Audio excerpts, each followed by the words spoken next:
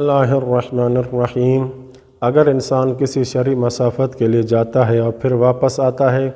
تو یہ آنا جانا ایک سفر شمار ہوگا یا دو سفر؟ تو جواب میں آیت اللہ سیستانی فرماتے ہیں، اگر قیام گاہ جانے اور وطن واپس آنے کا فاصلہ 2 یا 3 دن ہو تو آنا جانا عرف میں ایک سفر شمار کیا جائے گا،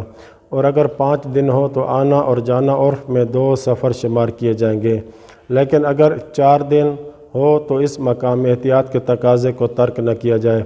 مثال کے طور پر کوئی طالب علم یا استاد 4 سال کے لیے کسی ایسے شہر کو اپنے کام یا پڑھائی کے لیے قیام گاہ بنانا چاہتا ہے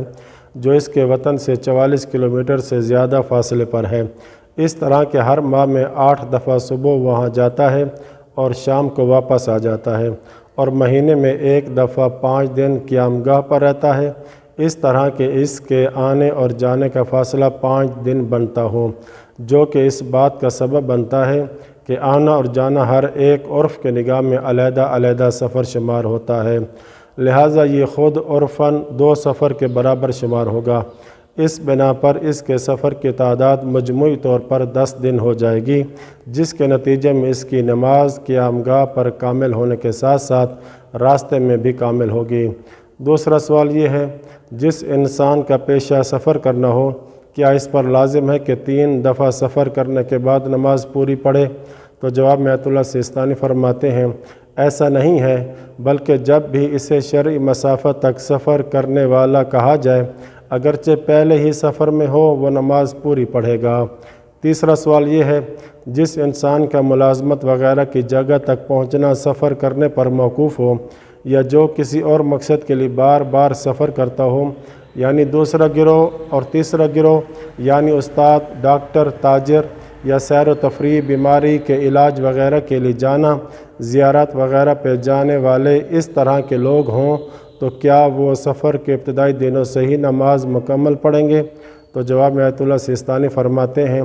ابتدا سے لے کر جب تک اس پر کثیر و سفر کا عنوان لاگو نہ ہو، جس کے لیے اندازے کے مطابق 1 ہفتے کا عرصہ درکار ہے،